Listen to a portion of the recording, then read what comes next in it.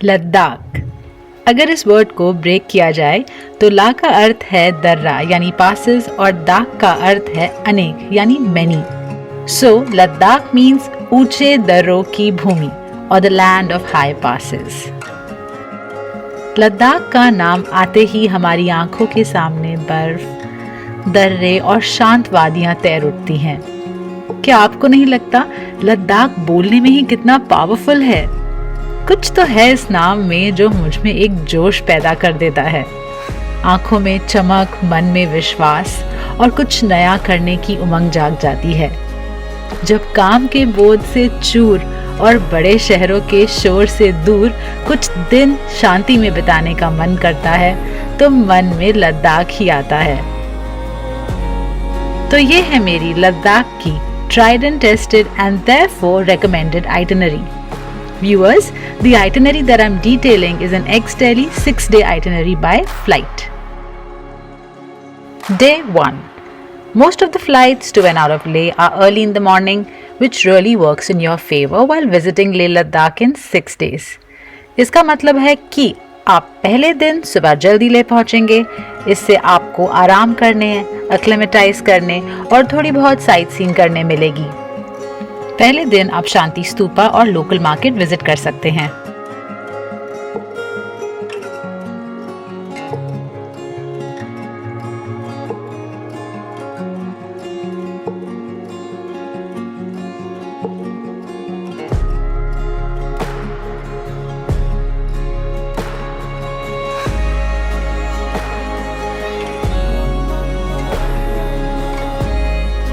Day 2, दूसरे दिन आप हॉल ऑफ फेम विजिट कर सकते हैं जो कि लेह से 4 किलोमीटर दूर है। कारगिल वॉर में भारतीय सूरमाओं की गाथा सुनाने वाला ये हॉल ऑफ फेम आपका सिर्फ गर्व से ऊंचा कर देता है। हॉल ऑफ फेम विजिट करने के बाद आप गुरुद्वारा पत्थर साहिब के दर्शन कर सकते हैं जो कि लेह से कुछ 23.5 किलोमीटर की दूरी पर है। कहते हैं कि जब गुरु नानक जी बैठकर ध्यान कर रहे थे तभी एक दानव ने उनकी प्रार्थना में बाधा डालने के लिए एक बड़ी सी चट्टान उनके ऊपर फेंकी तो वह पत्थर गुरु नानक के शरीर को छूते ही नर्म मोम में बदल गया। On the same day, you can also visit the very famous Magnetic Hill.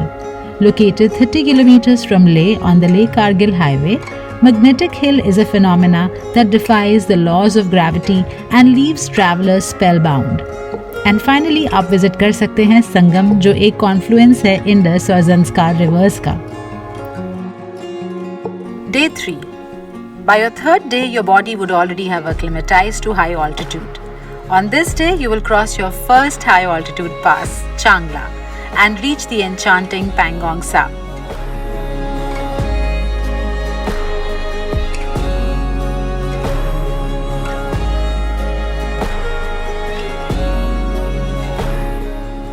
Sa in Ladakhi means lake, तो इसलिए Pangong Sa.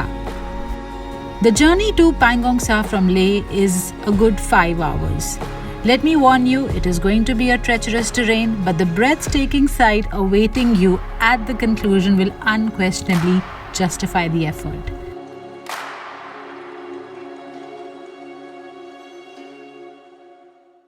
You will return to your hotel by night and trust me, all you'd want to do is have dinner and sleep.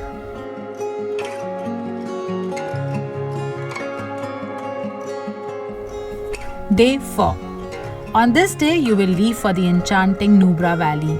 On your way, you will cross your second high altitude pass, Khardungla, which is also the world's highest motorable road.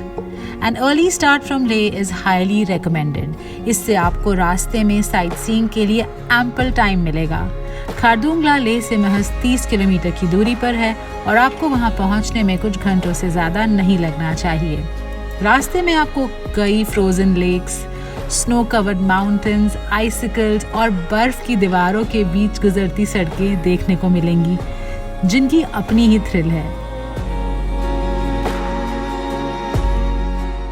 वैसे तो Nubra valley Leh से सिर्फ 4.5 घंटे का सफ़र है, लेकिन sight seeing और कुछ मस्ती करते करते ये सफ़र आसानी से 6-7 घंटों का हो ही जाता है।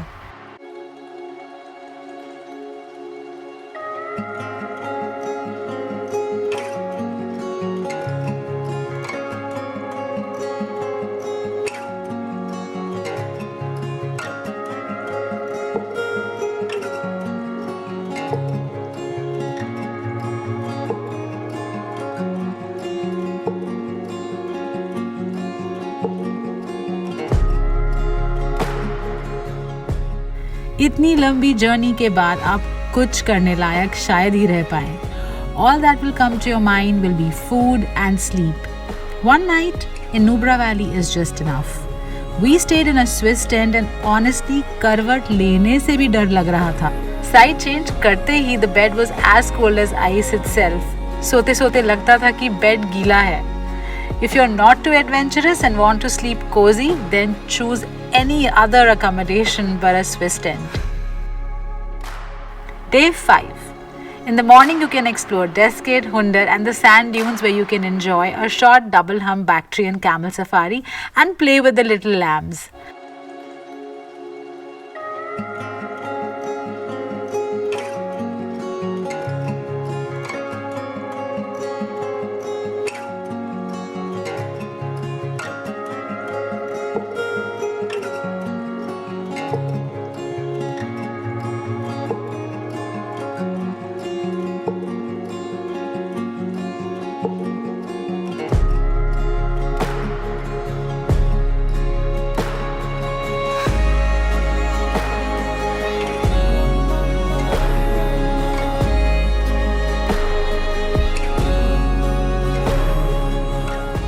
While returning to Leh, consider exploring monasteries such as Dikse and Diksit Gompa.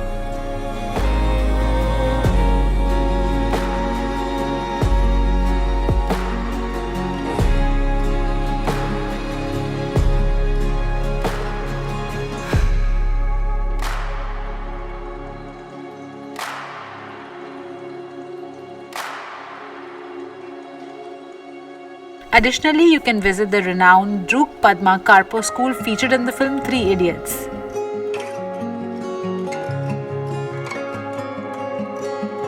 ले पहुंचने के बाद आप होटल में ही रेस्ट कर सकते हैं या फिर मार्केट में जाके कोई रेस्टोरेंट या शॉपिंग कर सकते हैं and eventually you can pack for your departure the next morning. Ladakh का वेदर पूरे साल बदलता रहता है, therefore the right time to visit depends on your needs and preferences. Ladakh जाने का सबसे अच्छा समय गर्मियों के मौसम में अप्रैल से जुलाई के बीच होता है।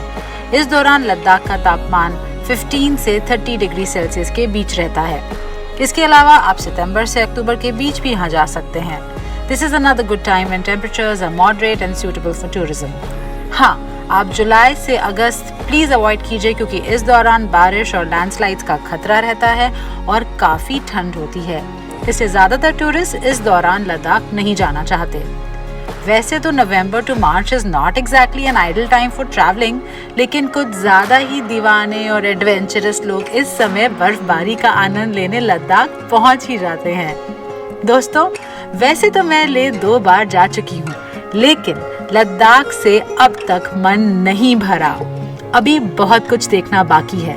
So I promise the next Leh vlog will be a video vlog with new places and new experiences. So stay tuned to Imperfect Traveler. Chule!